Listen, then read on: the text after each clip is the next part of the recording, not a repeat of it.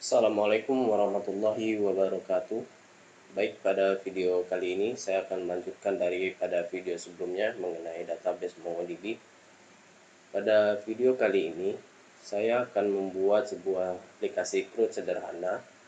Di sini saya akan menggunakan framework Laravel versi 7 dan kita menggunakan database MongoDB sebagai database penyimpanan datanya. Baik, langsung saja. Pertama, saya ingin membuka atau mendownload project Laravel Fresh downloadnya itu. Di sini saya akan menggunakan PowerShell. Oke, di sini saya akan download menggunakan Composer. Jadi kita untuk perintah downloadnya kita bisa lihat di website resmi Laravelnya. Di sini saya akan download via Composer Create Project. Jadi ini saya kopikan saja. Kemudian di sini saya paste. Kemudian nama dari directory projectnya akan saya rubah jadi CRUD. Kemudian kita enter. Kita biarkan sampai proses downloading dan installingnya selesai.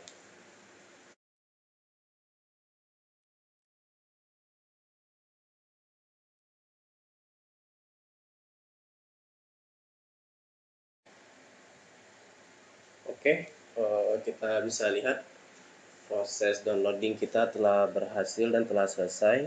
Kita bisa cek di SAM.htdocs kita. Di sini folder project root-nya sudah dibuat. Kemudian untuk coba tesnya kita jalankan command php artisan start. Oh sorry, kita lupa untuk masuk dulu ke directory root-nya. Baru di sini php artisan start. Kemudian coba kita jalankan. Di sini kita menggunakan localhost, kita panggil port 8000. Oke, Laravel 7 kita sudah selesai download. Langkah selanjutnya adalah kita perlu menginstal library MongoDB-nya di Laravel. Di sini saya akan menggunakan package Gensiger. Nah, di sini perlu perhatikan adalah di sini ada info versi Laravel dan versi package. Jadi sedikit tips bagi teman-teman untuk mendownload package sesuaikan dengan versi Laravel yang teman-teman gunakan. Kita langsung saja install. Di sini saya masih menggunakan Composer. Kita copy saja komennya, perintahnya. Kemudian di ini saya stop dulu. Nah, di sini saya paste. Perlu diperhatikan komen ini, komen yang saya copy paste ini adalah komen jika kita jalankan dia akan mendownload versi dari Gensiger terbarunya.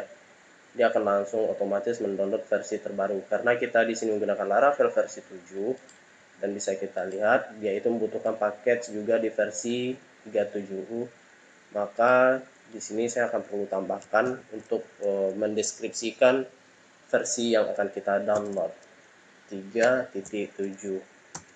Kemudian kita enter saja.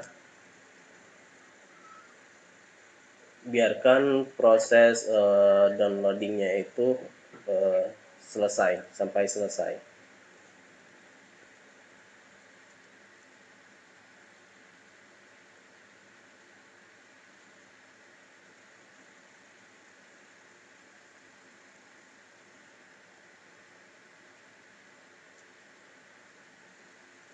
Oke, kita telah berhasil menambahkan package-nya. Kemudian kita clear screen, kita update dulu komposernya.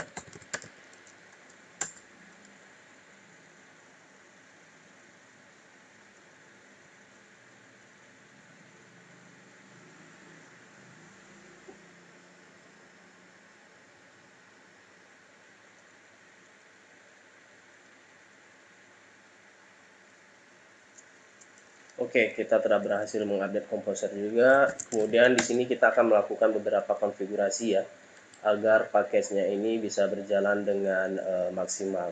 Tapi untuk melihat apakah package kita itu sudah terdownload atau belum, kita bisa lihat di folder project yang kita buat tadi. Kita bisa open folder. Kemudian kita masuk ke folder htdocs unicred. Nah, kita bisa lihat di bagian package JSON. Oh sorry, kita bisa lihat Composer JSON maksud saya. Nah di sini kita bisa lihat Genesiger MongoDB yang terinstall itu versi berapa. Oke, kemudian kita akan melakukan beberapa konfigurasi ya agar package Genesiger-nya ini bisa berjalan dengan baik. Pertama kita bisa cek di Laravel, kita bisa edit pada bagian folder konfigurasi dan file app. Kita perlu menambahkan service provider-nya. Ini kita copy saja. Kemudian kita buka di bagian folder konfigurasi. Kemudian add. Nah, kita bisa pastekan di sini. Jadi Laravel sudah menyediakan tempat paket-paket atau service provider lain yang perlu ditambahkan. Kita paste di sini, kita simpan. Kemudian ini kita lewat saja karena kita tidak menggunakan Lumen. Ini testing, nanti testing ini dia akan menggunakan Docker. Berhubung kita tidak menggunakan Docker, yang ini kita skip saja. Nanti bisa kita tes saja ya waktu penggunaannya apakah dia berjalan dengan maksimal. Kemudian kita perlu membuat settingan database di bagian konfigurasi database. Karena kita akan menggunakan MongoDB, kita perlu menambahkan settingan database MongoDB-nya ini. Kita copy aja ini. Copy, kemudian kita buka bagian konfigurasi database-nya. Kita tambahkan di bawah ini ya, di bawah SQL Server. Kita paste di sini, kemudian perhatikan konfigurasinya. Di sini drivernya tetap biarkan MongoDB. Terus hostnya itu 127, ini benar, kita biarkan saja. Kemudian portnya juga biarkan di port 27017 karena MongoDB itu menggunakan port 27017. Nama database. Nah, di sini saya akan melakukan beberapa modifikasi ya. Terutama saya rubah dulu ya di bagian environment. Di bagian environment ini saya daftarkan dulu. Oke. Di bagian environment-nya oke, di sini tidak ada. Jadi kita buat sendiri saja. Bagian environment di sini kayak saya kopikan ini saja. Ini saya copy, kemudian saya paste. DB ini saya ganti saja menggunakan MG, singkatan dari Mongo. Jadi saya singkat jadi MG. Connection-nya itu kita ganti dari MongoDB sesuaikan dengan yang ini tadi. Drivernya itu MongoDB. Sebenarnya ini tidak diperlukan juga. Atau ini kita hapus saja juga boleh. Jadi di sini kita langsung aja menggunakan hostnya itu 127.0.1. Ini kita ganti port menjadi 27017. Nah, di sini nama database-nya saya nanti akan membuat sebuah database baru ya. Nama database-nya itu CRUD. Jadi di sini saya buat saja nama database-nya CRUD. Kemudian username-nya root, kemudian password-nya 123456. Ini saya simpan. Kemudian di sini saya sesuaikan lagi.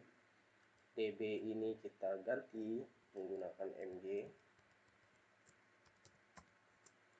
Kemudian ini sudah benar, nama database-nya kita bikin CRUD.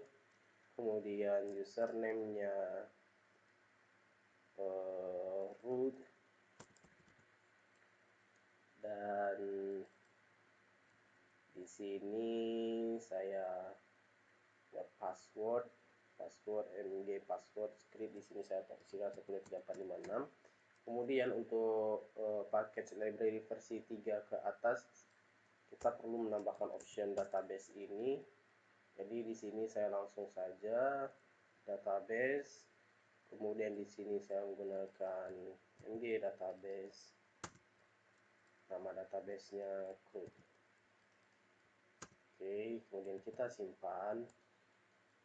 Nah, setelah selesai konfigurasi database, kita sudah menambahkan service provider-nya, kita juga sudah setting connection database-nya. Sekarang kita buka MongoDB client kita. Di sini saya menggunakan command prompt. Kemudian